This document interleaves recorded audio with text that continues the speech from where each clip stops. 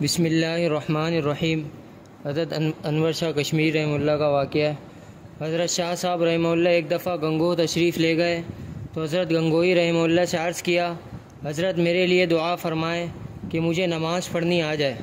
دیوبند کے بزرگوں میں مشہور تھا کہ حضرت شاہ صاحب جب نماز پڑھتے ہیں تو ٹھیک بندہ بن کر کھڑے ہو جاتے ہیں۔ ہمارے ایک استاد حضرت مولانا مفتی فقیر اللہ صاحب تھے، وہ فرماتے تھے کہ شاہ صاحب کو دیکھ کر خدا یاد آ جاتا ہے، یہی اولیاء اللہ کی نشانی ہے۔ کم از کم میں نے ساری زندگی حضرت شاہ صاحب جیسا نماز پڑھنے والا نہیں دیکھا۔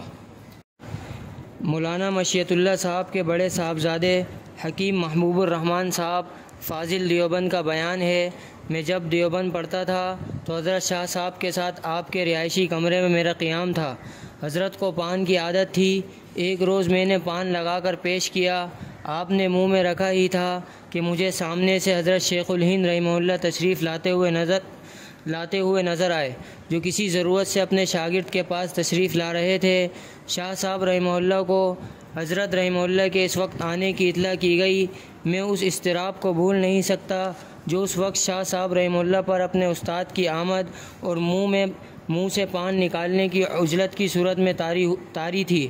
تیزی کے ساتھ اپنے منہ کو صاف کیا اور کمرے کے دروازے پر ایک سراپا انکسار خادم کی حیثیت سے اپنے آقا کے استقبال کے لیے کھڑے ہو گئے۔ اللہ تعالیٰ ان حضرات پہ کروڑوں رحمتیں نازل فرمائے۔ بس اللہ پاک نے ان کو بڑا پیارا دل دیا تھا بھائی۔ غالباً میں نے سنا اسٹیشن پہ کسی ہندو نے دیکھا نماز پڑھ رہے ہیں تو کہا یہ کیا کر رہے ہیں؟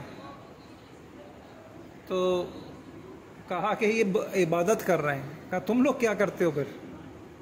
یعنی ایک عام آدمی بھی نماز پڑھتا ہے اور ایک کیا کرتے ہیں؟ شاہ صاحب بھی نماز پڑھ رہے تھے۔ اچھا، دوسرا واقعہ کیا تھا؟ استادوں کے ادب کا تھا۔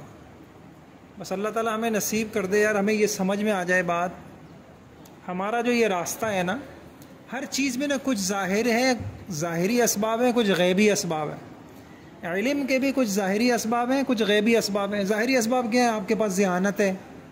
ظاہری اسباب کیا ہے؟ آپ محنت بہت کرتے ہیں، ظاہری ہے نا۔ غیبی اسباب کیا ہے؟ ادب۔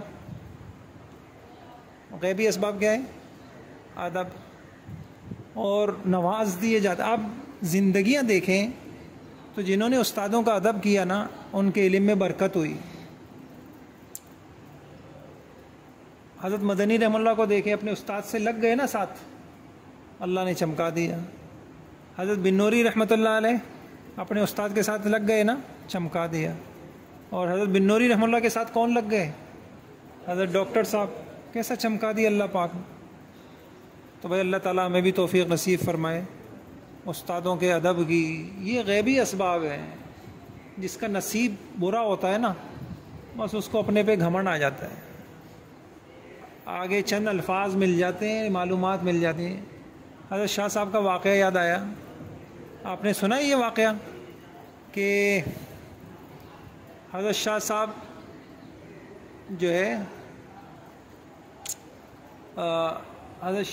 جو ہے پڑھا کرتے تھے کہیں، پھر وہاں سے کہیں اور گئے تو سب استادوں سے ملے، تو نچلے درجے کے ایک استاد تھے، ان سے ملاقات نہیں کر سکے، ہوگی کوئی وجہ۔ بعد میں آئے، بعد میں محسوس کیا کہ میں پڑھ رہا ہوں لیکن علم کھل نہیں رہا۔ تو بڑے لوگ ہیں نا، اس لیے بچوں میں آپ کو ایک بات بتاؤں، اللہ کی رہبری ہے نا، یہ بہت بڑی چیز ہے۔ یہ صحیح انتخاب، اللہ پاک رہبری فرمائیں۔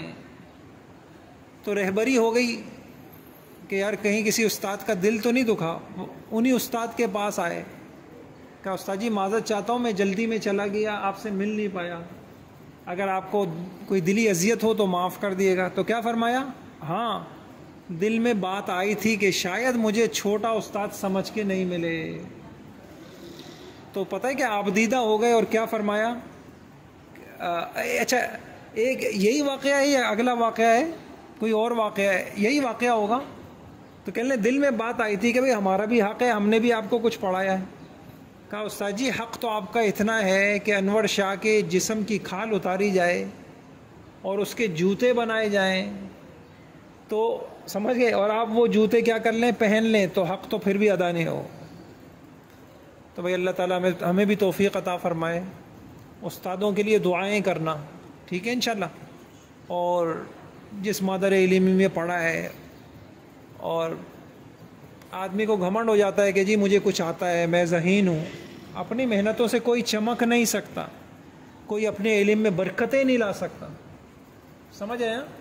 تو ہم عجیب دور سے گزر رہے ہیں بھائی، نہ ظاہری اسباب ہیں ہمارے پاس، نہ غیبی اسباب ہیں۔